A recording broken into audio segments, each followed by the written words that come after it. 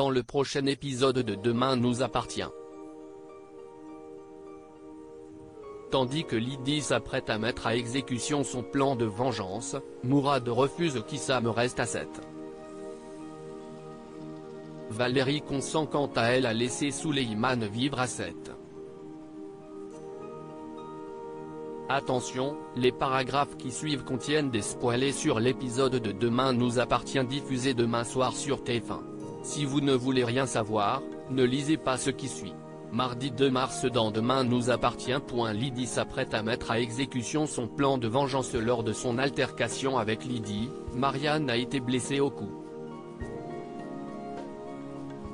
Bien qu'elle n'ait pas prévenu la police, le docteur Delcourt désire toutefois parler à Samuel dans l'espoir qu'il comprenne le danger qu'il encourt. De son côté, Alma commence à avoir des doutes sur l'état de santé de sa belle-mère. Elle essaie de lui ouvrir les yeux sur la gravité de la situation mais Samuel estime que c'est à lui seul de gérer ce qu'il se passe. Pendant ce temps, Sabine reproche à Lydie de ne pas être allée au bout de leur plan en ne tuant pas Marianne. Alors que Sabine l'encourage à se débarrasser des éléments malveillants dans sa vie pour être enfin libre, Lydie accepte à contre-cœur. Non loin de là, le docteur Janel rencontre Samuel et lui fait part de son entretien avec Lydie. Certaine qu'elle est en proie à un délire paranoïaque, la psychiatre lui fait comprendre que Lydie a besoin d'un suivi adapté mais Samuel ne veut rien entendre. Plus tard, Marianne retrouve Samuel. Après lui avoir dit que le baiser sur la photo était le résultat d'un pari entre étudiants, Marianne tente de le convaincre que Renaud n'est pas le monstre qu'il imagine et l'enjoint à regarder la réalité en face, sans succès.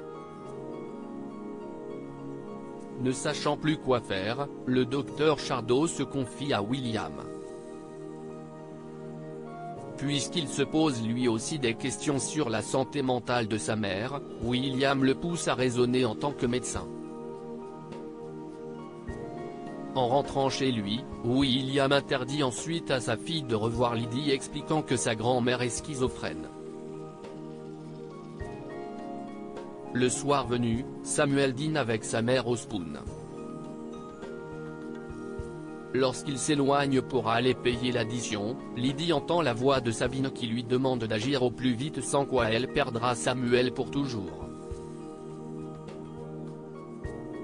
Pour mener leur plan à exécution, Lydie s'empare d'un couteau posé sur la table et le cache dans son sac. Mourad refuse qu'Issam reste en France et Issam contacte son père et lui fait part de son désir de s'inscrire au concours général des lycées. Bien qu'il ne soit pas convaincu, Mourad accepte toutefois d'en parler à sa femme. Par la suite, Issam, accompagné de Timothée, se rend dans le bureau de Sandrine pour s'inscrire au concours.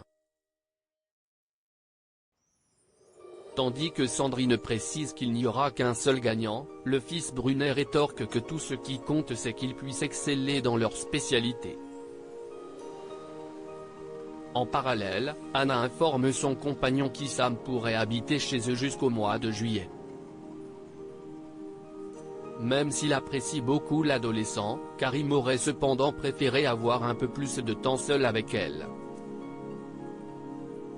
Au Spoon, Issam et Manon s'imaginent toutes les choses qu'ils vont pouvoir faire ensemble durant les 4 prochains mois mais ils sont interrompus par Timothée qui pousse Issam à réviser avec lui. Pour sa part, Manon refuse qu'il passe autant de temps avec son copain et Issam leur rappelle alors que ses parents n'ont toujours pas donné leur accord. En fin de journée, Mourad annonce à son fils qu'il ne l'autorisera pas à rester à 7. Comme ils ont eu peur de le perdre à cause de sa maladie, Mourad et sa femme ont besoin de retrouver Issam pour le serrer dans leurs bras. Par conséquent, Mourad décide de lui prendre un billet de bateau pour le lendemain. Particulièrement déçu, l'adolescent s'enferme dans sa chambre. Valérie consent à laisser Souleyman vivre à 7. De retour à 7, Souleyman est toujours en colère contre sa mère pour avoir essayé de séparer Antoine et Rose. Dans la mesure où sa mère a obtenu un travail sur Montpellier, Souleyman va être obligé de la suivre même s'il aurait aimé rester à 7. Dans le même temps, Valérie rapporte à Sandrine la bonne nouvelle.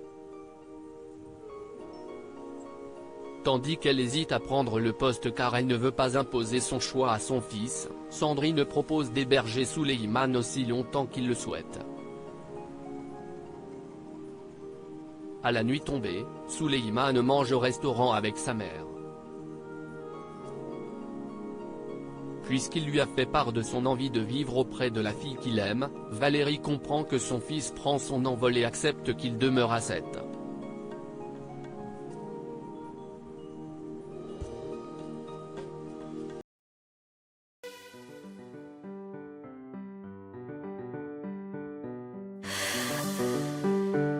The man I love just had a heart attack, but who needs a heartache? I am a man, she is a